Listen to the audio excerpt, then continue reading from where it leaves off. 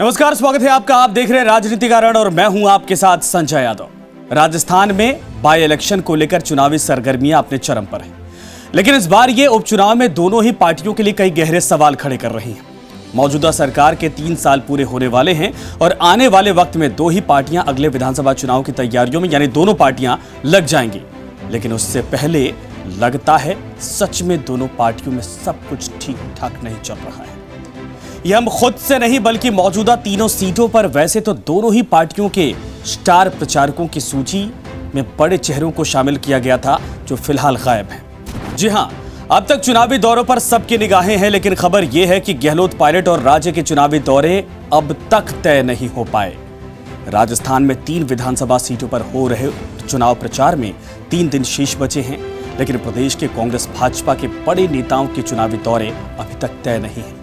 मुख्यमंत्री अशोक गहलोत और पूर्व उप मुख्यमंत्री सचिन पायलट उम्मीदवारों के नामांकन दाखिल करवाने के बाद प्रचार में कहीं नहीं दिखे, कहीं मंच पर शामिल नहीं हुए। भाजपा की राष्ट्रीय उपाध्यक्ष वसुंधरा राजे अब तक चुनाव प्रचार से कोसों दूर हैं। पार्टी पदाधिकारियों के मुताबिक इन नेताओं के चुनावी दौरे होंगे या नहीं होंगे अभी तक कुछ अता पता नहीं है। उपचुनाव को लेकर अशोक गहलोत, सचिन पायलट, प्रदेश प्रभारी अजय माकन और कांग्रेस प्रदेश अध्यक्ष गोविंद सिंह डोटासरा 30 मार्च को जयपुर से एक ही हेलीकॉप्टर में तीनों विधानसभा क्षेत्रों में गए थे। वहां पार्टी उम्मीदवारों के नामांकन दाखिल करवाने के बाद सभाओं को भी संबोधित किया था।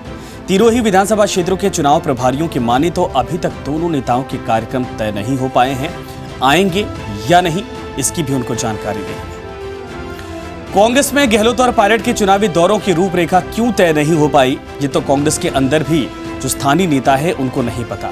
माना जा रहा है कि असम केरल के चुनाव में दोनों नेताओं को स्टार प्रचारक बनाया गया है, बड़ी जिम्मेदारी सौंपी गई है। अशोक गहलोत तो चुनाव प्रभारी भी हैं केरल के, और इन्हीं व्यस्तता के चलते इन प्रदेशों में चुनाव प्रचार की वजह से ये दोनों नेता फिलहाल प्रदेश में रैलियों में नहीं पहुंच पा रहे, या फिर जो यहाँ के प्रत्याशी उनके समर्थन में वोट की अपील नहीं कर पा रहे। लेकिन बीजेपी के स्थानीय इकाई के सबसे बड़े चेहरे के तौर पर वसुंधरा राजे स्टार प्रचारक सूची में होने के बाद भी अब तक एक बार भी मंच पर दिखाई नहीं दी। राजनीतिक पंडित इसके पीछे साफ तौर पर पार्टी के भीतर धड़ेबाजी की तरफ इशारा करते हैं।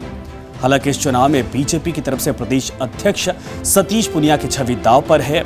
अगर पूनिया इन चुनाव में बेहतर करते हैं, तीनों सीटों में से बेहतर स्थिति में जितवाने में सफल होते हैं, तो पार्टी के स्थापित नेता के तौर पर उनकी पहचान बननी तय है। लेकिन यह काम इतना भी आसान नहीं है, और यही वजह है, यही कारण है कि वसुंधरा की गैर मौजूदगी इसी तरफ इशारा कर रही है। बहरहाल इन तीनों सीटों पर 3 दिन बचे हैं चुनाव को लेकर। ये नेता अब तक नहीं पहुंचे, आगे भी आएंगे कि नहीं ये तय नहीं है। लेकिन दिग्गजों के जमीन पर ना आने से, ना उतरने से क्या पार्टियों को नुकसान होगा, ये सवाल जरूर इस वक्त इन चुनावी फिजाओं में तैर रहा है। तो फिलहाल आपको ये शो कैसा लग रहा है आप जरूर कमेंट करके बताएं। साथ ही साथ इसको लाइक शेयर करना ना भूलें।